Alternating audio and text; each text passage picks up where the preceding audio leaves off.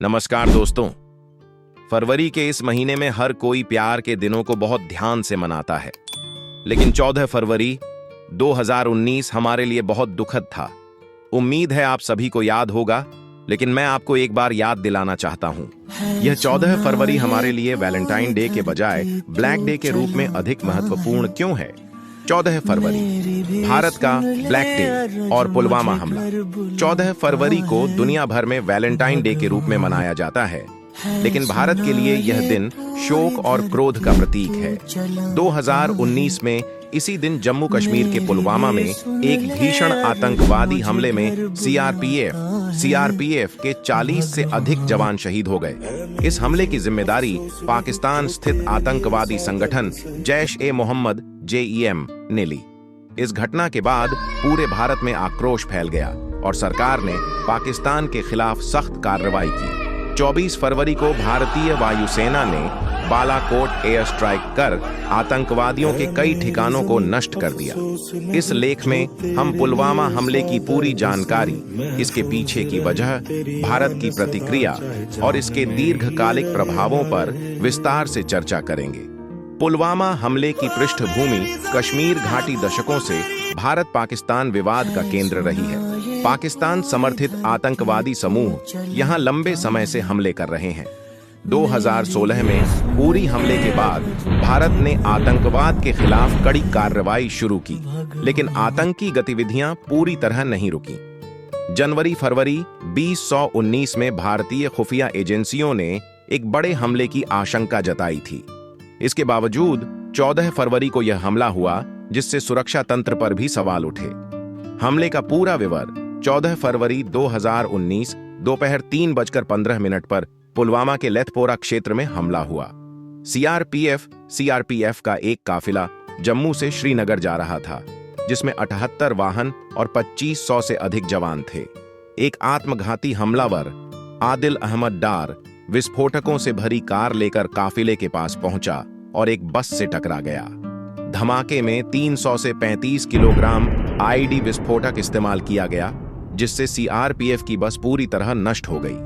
40 से अधिक जवान मौके पर शहीद हो गए, जबकि कई गंभीर रूप से घायल हुए। इस हमले के बाद पूरे देश में गुस्सा और शोक फैल गया। भारत ने पाकिस्तान पर सीधे तौर पर आतंकवाद को समर्थन देने का आरोप लगाया। कौन था जिम्मेदार? हमले की जिम्मेदारी पाकिस्तान स्थित आतंकवादी संगठन जैश-ए-मोहम्मद (JEM) ने ली। इस संगठन का प्रमुख मसूद अजहर है, जिसे भारत ने 1999 में कंधार विमान अपहरण कांड के दौरान रिहा किया था। हमलावर आदिल अहमद डार पुलवामा का ही रहने वाला था, जिसे जैश-ए-मोहम्मद ने आतंकवादी बनने के लिए तैयार किया था। भारतीय खुफिया रिपोर्ट्स के मुताबिक इस हमले में पाकिस्तान की खुफिया एजेंसी ISI और पाकिस्तानी सेना का सीधा हाथ था। भारत की प्रतिक्रिया, कूटनीतिक कार्रवाई। भारत ने पाकिस्तान का मोस्ट फेवर्ड नेशन MFN दर्जा खत्म कर दिया। पाकिस्तान से आयातित वस्तुओं पर 200% शुल्क लगाया। संयुक्त राष्ट्र, UN और अन्य अंतर्राष्ट्रीय मंचों पर पाकिस्तान को आतंकवाद प्रायोजक देश घोषित करने की मांग की। बालाकोट एयर स्ट्राइक 26 फरवरी 2019। पुलवामा हमले के 12 दिन बाद भारतीय वायुसेना ने पाकिस्तान के बालाकोट में स्थित जैश-ए-मोहम्मद के ठिकानों पर एयर स्ट्राइक की। भारतीय वायुसेना के मिराज 2000 विमानों ने 1000 किलोग्राम बम गिराए और 300 से अधिक आतंकवादियों को मार गिराया। पहली बार भारतीय वायुसेना ने पाकिस्तान के अंदर जाकर हमला किया, जिससे पाकिस्तान बौखला गया। भारत पाकिस्तान संघर्ष और अभिनंदन वर्धमान की वापसी 27 फरवरी को पाकिस्तान ने जवाबी हमला किया और भारतीय वायुसेना के 2 विमानों को निशाना बनाया। भारतीय विंग कमांडर अभिनंदन वर्धमान का MiG-21 विमान दुर्घटनाग्रस्त हो गया और वह पाकिस्तान में पकड़े गए। 2 दिन बाद अंतर्राष्ट्रीय दबाव में पाकिस्तान ने अभिनंदन को रिहा किया। अंतर्राष्ट्रीय प्रतिक्रिया अमेरिका, रूस, फ्रांस, ब्रिटेन, इजराइल सभी ने पुलवामा हमले की निंदा की और भारत के साथ खड़े रहे। संयुक्त राष्ट्र UN ने भी इस हमले की कड़ी आलोचना की। पहले पाकिस्तान का समर्थन करने वाला चीन भी दबाव में आया और मसूद अजहर को अंतर्राष्ट्रीय आतंकवादी घोषित करने में बाधा नहीं डाली। दीर्घकालिक प्रभाव कश्मीर में सुरक्षा कड़ी हुई। सुरक्षा बलों ने आतंकवादियों के खिलाफ ऑपरेशन ऑनलॉट शुरू किया। खुफिया एजेंसियों की सतर्कता बढ़ा दी गई। अनुच्छेद 370 हटाया गया। अगस्त 2019 को भारत सरकार ने जम्मू कश्मीर से अनुच्छेद 370 हटा दिया, जिससे उसकी विशेष राज्य का दर्जा समाप्त हो गया।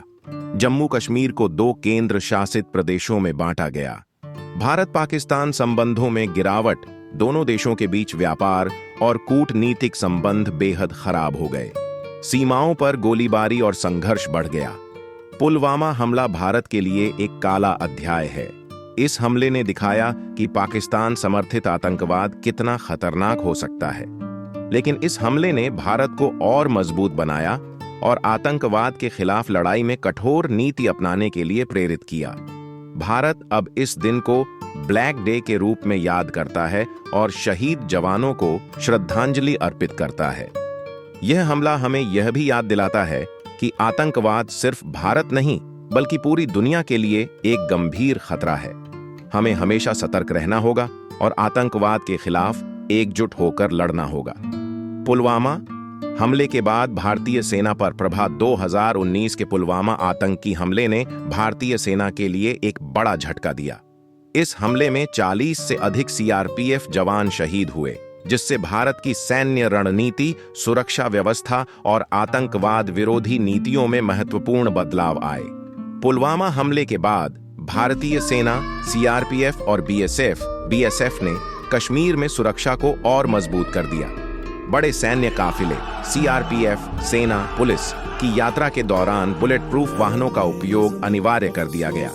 आतंकवाद विरोधी खुफिया निगरानी को बढ़ा दिया गया ताकि भविष्य में ऐसे हमलों को रोका जा सके। हमले के बाद भारतीय सेना ने कश्मीर में ऑपरेशन ऑल आउट को तेज कर दिया।